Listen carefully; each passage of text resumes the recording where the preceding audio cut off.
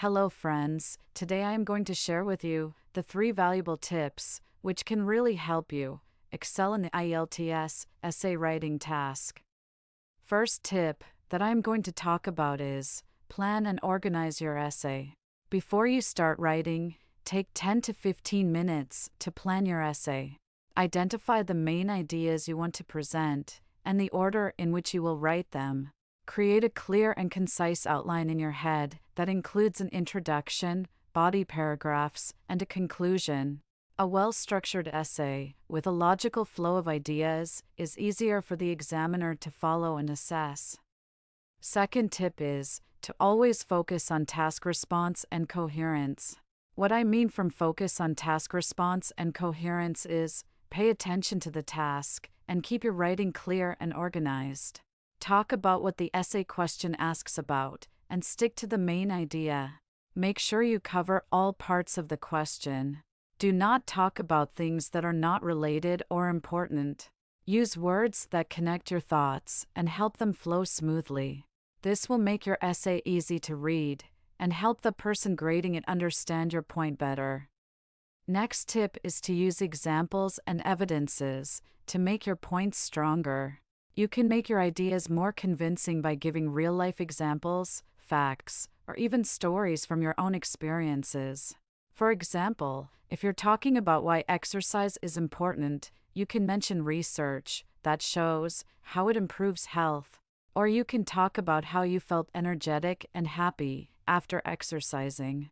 Make sure your examples really match your ideas, and they help the examiner understand why you think the way you do. Don't go overboard with the details. You don't want to make it too long or complicated.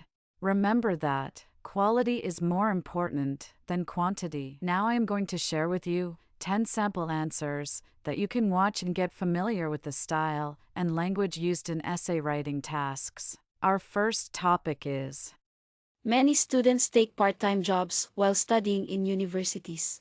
Do you think it is a positive or a negative development? In recent years, many university students have been taking up part-time jobs to support themselves financially while studying. While some people believe that this is a positive development, others argue that it can be a negative one. In this essay, we will discuss both views and provide an opinion on the matter. On the one hand, there are several benefits to students taking part-time jobs while studying. Firstly, it can provide them with valuable work experience, which can enhance their resumes and increase their chances of finding employment after graduation. This experience can also help students develop essential skills, such as time management, communication, and teamwork. Secondly, working part-time can help students support themselves financially and reduce their dependence on their parents or student loans. This can enable them to better manage their finances and improve their quality of life while studying. It can also help them develop a sense of responsibility and independence, which can be beneficial in the long run. On the other hand, some people argue that taking up part-time jobs while studying can have negative consequences. They argue that it can impact students' academic performance and lead to burnout, fatigue, and stress. Working part-time can also limit students' opportunities to participate in extracurricular activities, socialize, and engage in other aspects of university life.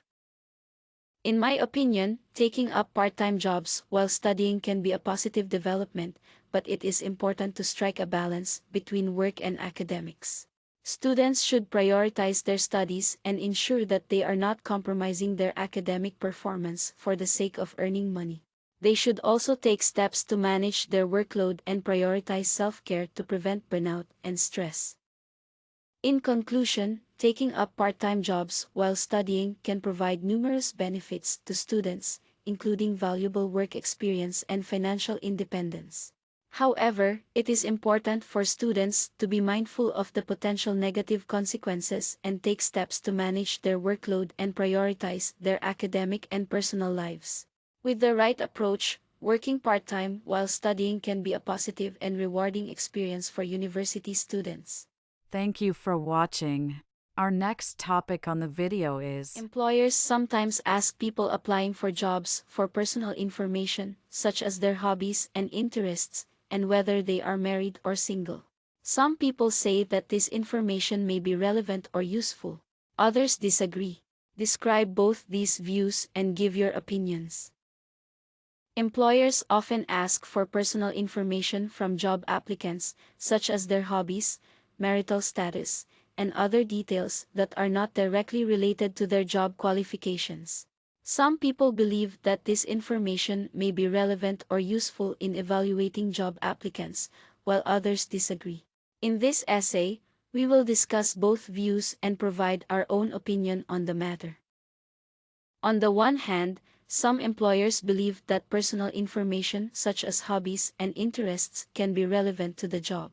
For example, if the job requires team building skills, an employer may be interested in knowing whether the applicant has participated in any team sports or other group activities.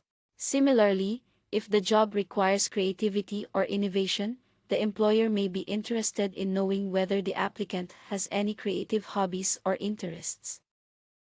Marital status may also be considered relevant to some jobs, particularly if the position requires extensive travel or relocation. An employer may want to know if the applicant has family responsibilities that could make such travel or relocation difficult. Moreover, employers may also use marital status as a factor in deciding whether to provide certain benefits such as health insurance. On the other hand, many people disagree with the practice of asking for personal information from job applicants. They argue that such information is often irrelevant to the job and can lead to discrimination based on factors such as age, gender, and marital status. This can limit job opportunities for qualified candidates and create a workplace environment that is not diverse and inclusive. In my opinion, asking for personal information from job applicants should be avoided whenever possible. Employers should focus on evaluating applicants based on their job qualifications, experience, and skills, rather than on personal factors that may have little or no relevance to the job. Asking for personal information can lead to discrimination and bias, which can harm the employer's reputation and limit the pool of qualified candidates. In conclusion, while some employers believe that personal information such as hobbies, interests, and marital status may be relevant to the job, many people disagree. In my opinion, asking for personal information should be avoided whenever possible to create a more diverse and inclusive workplace environment.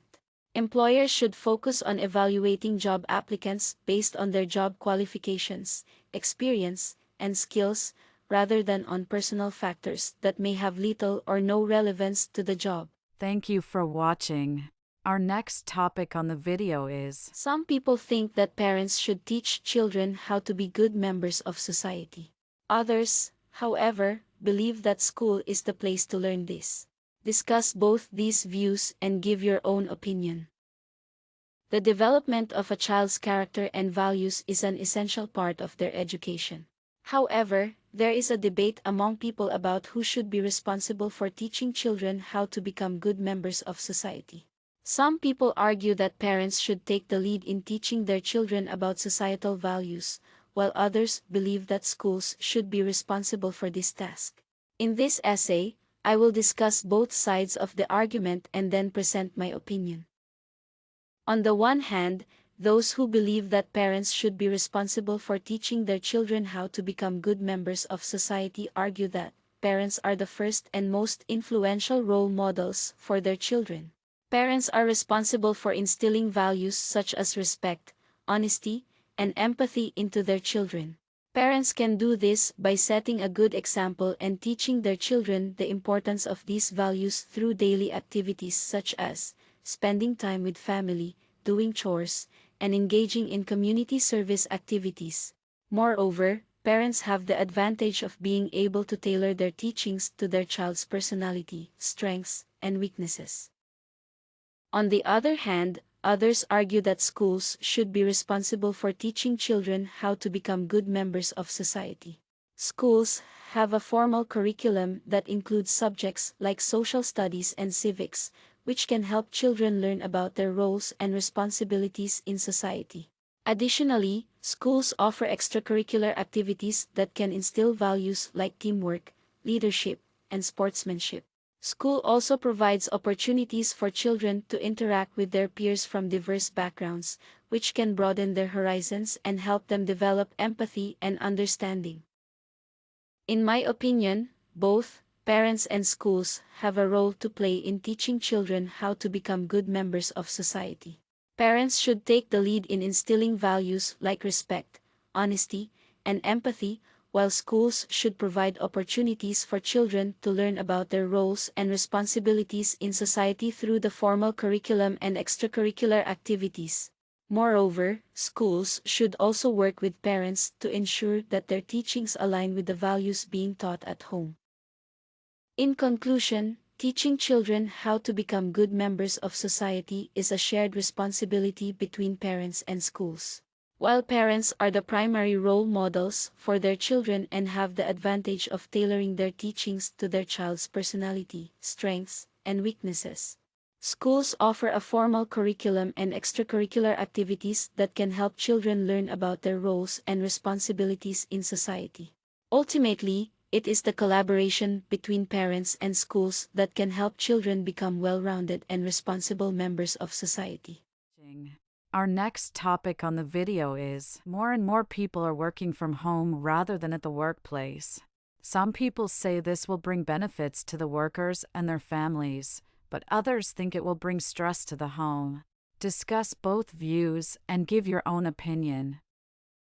In recent years, the trend of working from home has become increasingly popular. While some people believe that working from home offers numerous benefits to employees and their families, others argue that it can also bring stress to the home environment. In this essay, we will discuss both views and provide an opinion on the matter. On the one hand, there are many advantages to working from home. One of the main benefits is that it offers more flexibility in terms of work hours. Employees can work during hours that suit them best, and they can often adjust their schedules to accommodate family obligations. This can lead to a better work-life balance, which can ultimately improve overall well-being. Additionally, working from home can save employees time and money on commuting. Not having to commute to work can reduce stress, increase productivity, and allow employees to spend more time with their families. It can also reduce the environmental impact of commuting, which is beneficial for the planet. On the other hand, working from home can bring stress to the home environment. The lines between work and home life becomes blurred, which can lead to employees working longer hours and feeling like they are always on the clock. This can cause burnout, fatigue, and ultimately reduce productivity. Furthermore, working from home can also be isolating for some employees.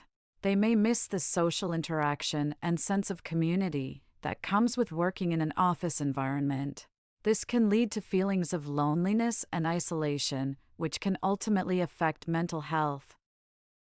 In my opinion, working from home can offer many benefits to employees and their families, but it is important to set boundaries and manage expectations. It is essential to establish a routine and maintain a work-life balance to prevent burnout and stress. Employees should also make an effort to stay connected with coworkers and maintain a sense of community through virtual meetings and other forms of communication. In conclusion, working from home is a trend that is likely to continue, and it can offer numerous benefits to employees and their families. However, it is essential to acknowledge the potential drawbacks and take steps to manage them effectively. With the right approach, working from home can be a positive and rewarding experience for everyone involved. Our next topic on the video is: many students take part-time jobs while studying in universities. Do you think it is a positive or a negative development? It is irrefutable that the cost of tertiary education has become very high and students have to work part-time to fund their education. While there are a few drawbacks of this situation, on the whole, the benefits are much more. There are many reasons why working part-time is beneficial while studying in universities. Firstly, the extra cash from part-time work lets the students cover the cost of living more comfortably and also partly fund their education. Secondly, students who earn their own money learn budgeting. They tend to spend it wisely, as it is their hard-earned money. This also instills some discipline in their lives, because they have to manage time effectively so that their studies don't suffer. Furthermore, when students work in their after-college hours, they do not indulge in any violence, crime, and drugs. This is because they don't have time for such activities. This also means that students have little time to get bored or even homesick. Finally, these jobs can provide valuable on-the-job training that will make the students much more competitive once they graduate from college. They also develop a network of friends from diverse backgrounds. This network may help them later on in their work lives. On the other hand, the disadvantage is that it leads to stress, as sometimes students cannot strike a balance between work and study. Employment may affect the student's sleep time, which may result in absenteeism from classes. The student may not get time for socializing and other activities. Another disadvantage is that part-time work may distract the student from studies. On balance, I believe that doing part-time job while studying is a positive development. However, there should be a limit to the number of hours students are allowed part-time work, otherwise their studies will suffer. Our next topic on the video is, nowadays the way many people interact with each other has changed because of technology. In what ways has technology affected the types of relationships people make? Has this become a positive or negative development? In recent years, technology has dramatically changed the way people interact with each other. With the rise of social media and online communication platforms, people can now connect with others from all over the world with just a few clicks. While technology has made it easier than ever to form new relationships, it has also had a significant impact on the types of relationships people make, and whether this change has been positive or negative is a matter of debate. One of the most significant ways technology has affected the types of relationships people make is by making it easier to form and maintain long-distance relationships. In the past, maintaining a relationship with someone who lived far away was a challenge. However, with video calling and messaging apps, people can now stay in touch with friends and family who live in different parts of the world. This has led to a greater sense of connectedness and has helped to strengthen relationships that might otherwise have faded over time. Technology has also made it easier to form new relationships. Social media platforms like Facebook and Twitter have made it possible to connect with people who share similar interests or hobbies, and dating apps like Tinder and Bumble have made it easier than ever to meet potential partners. This has opened up new possibilities for people who may have had a harder time forming relationships in the past. There are also concerns that technology has had a negative impact on the types of relationships people make. One of the most significant concerns is that technology has led to a decline in face-to-face interactions. With so many people communicating online, there is a risk that people may become more isolated and less connected to their communities.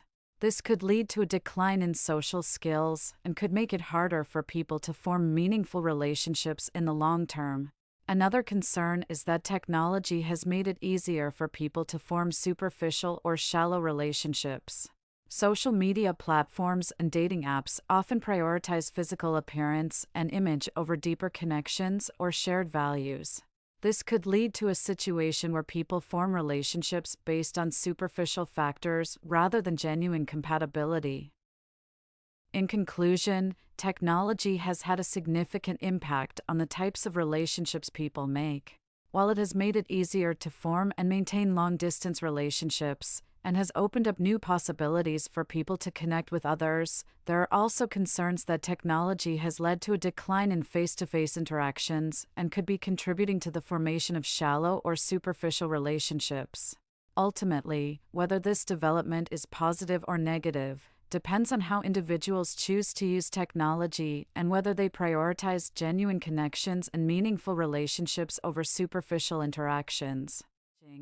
Our next topic on the video is increasing the price of petrol is the best way to solve growing traffic and pollution problems. To what extent do you agree or disagree? What other measures do you think might be effective? The issue of growing traffic and pollution problems is a complex one that requires a multifaceted approach to tackle. While increasing the price of petrol has been suggested as a possible solution, I disagree that it is the best way to solve these problems. Firstly, increasing the price of petrol would disproportionately affect those with lower incomes who may not have the option to switch to more sustainable forms of transportation. This could result in increased social and economic inequality. Additionally, it may not be effective in reducing traffic as people may not have viable alternatives to driving their own vehicles.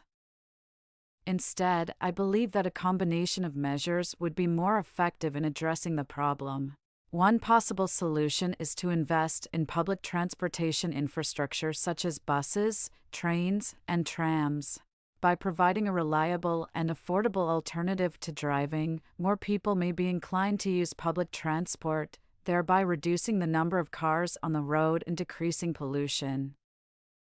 Another measure could be to implement carpooling schemes or encourage the use of electric or hybrid cars by providing incentives such as tax breaks or rebates. This would not only reduce traffic and pollution, but also promote the use of sustainable technologies and support the growth of the green economy. Additionally, city planners could prioritize building bike lanes and pedestrian-friendly areas to encourage people to walk or cycle to their destinations. This would not only reduce traffic, but also promote healthier lifestyles and reduce the carbon footprint of individuals. Furthermore, initiatives could be taken to promote remote working and flexible schedules to reduce the number of cars on the road during peak hours. This would also reduce traffic congestion and contribute to a better work-life balance for employees. In conclusion, while increasing the price of petrol may be a possible solution to tackle traffic and pollution problems, I disagree that it is the best way to address the issue. Instead, a combination of measures such as investing in public transportation, promoting carpooling and sustainable technologies, building bike lanes, and encouraging remote working could be more effective in creating sustainable solutions for the long term. Thank you for watching. Our next topic on the video is, in some countries, the average weight of people is increasing and their levels of health and fitness are decreasing. What do you think are the causes of these problems, and what measures could be taken to solve them? The issue of increasing weight and decreasing levels of health and fitness is a growing problem in many countries around the world. This trend is a result of several factors, including changes in diet, sedentary lifestyles, and lack of education about the importance of health and fitness. In this essay, we will examine these factors and suggest measures that can be taken to address this pressing issue. One of the primary causes of the increase in average weight is a shift in dietary habits. Many people consume more processed and junk food than ever before, which is often high in sugar, salt, and unhealthy fats. This type of food is not only lacking in essential nutrients, but also contributes to weight gain and can lead to a range of health problems, including heart disease, diabetes, and obesity. Another factor contributing to the problem is a decrease in physical activity levels. Many people lead sedentary lifestyles due to the rise of desk jobs and technological advancements, such as smartphones and computers, which discourage physical activity. Moreover, the lack of safe and accessible outdoor spaces for physical activity in urban areas also exacerbates this problem. Furthermore, there is a lack of education and awareness about the importance of health and fitness. Many people are not aware of the benefits of regular exercise and healthy eating habits. This lack of awareness and education can lead to unhealthy lifestyle choices, which can have long-term consequences for one's health. To address this problem, there are several measures that can be taken. Firstly, governments and health organizations can create awareness campaigns to educate people about the importance of healthy living. This can be achieved through mass media campaigns, educational programs in schools, and community outreach programs. Secondly, schools can incorporate more physical education into their curriculums, as well as provide healthy meal options for students. This can instill healthy habits from a young age and prevent the development of unhealthy lifestyle choices. Thirdly, urban planning can be improved to provide more safe and accessible outdoor spaces for physical activity, such as parks and cycling lanes. Additionally, workplaces can be encouraged to promote healthy lifestyles, such as providing standing desks and promoting walking meetings. In conclusion, the issue of increasing weight and decreasing levels of health and fitness is a complex problem that requires a multifaceted solution. It is important to address the root causes of the problem, including changes in diet, sedentary lifestyles, and lack of education about the importance of health and fitness. By implementing measures such as awareness campaigns, improved education, and changes to urban planning and workplace culture, we can work towards a healthier and more active population. Our next topic on the video is: today more people are traveling than ever before. Why is this the case? What are the benefits of traveling for traveler? In recent years, there has been a significant increase in the number of people traveling all around the world. The reasons for this trend are manifold and range from the increased accessibility of transportation to a growing interest in exploring different cultures. In this essay, I will discuss the reasons behind this trend and the benefits of traveling for travelers. One of the main reasons for the surge in travel is the increasing affordability of transportation. With the advent of budget airlines and online travel booking platforms, traveling has become more affordable and accessible to a wider audience. Additionally, the rise of sharing economy services such as Airbnb has made it easier for people to find affordable accommodation in almost any part of the world. Another reason for the growing popularity of travel is the desire for adventure and new experiences. Many people today are seeking new experiences that take them out of their comfort zones and allow them to explore different cultures and ways of life. Traveling offers a unique opportunity to immerse oneself in different cultures, cuisines, and lifestyles. Traveling also offers numerous benefits to travelers. Firstly, it allows individuals to broaden their perspectives and gain new insights into the world around them. Meeting people from different cultures and backgrounds can lead to a greater understanding and appreciation of diversity. Moreover, traveling can help develop skills such as adaptability and problem-solving, as travelers often encounter unexpected challenges that require quick thinking and resourcefulness. Additionally, traveling can have positive effects on mental health. Taking a break from routine and experiencing new environments can help reduce stress and improve overall well-being. Traveling can also provide a sense of accomplishment and satisfaction, as travelers often return home with new knowledge and experiences.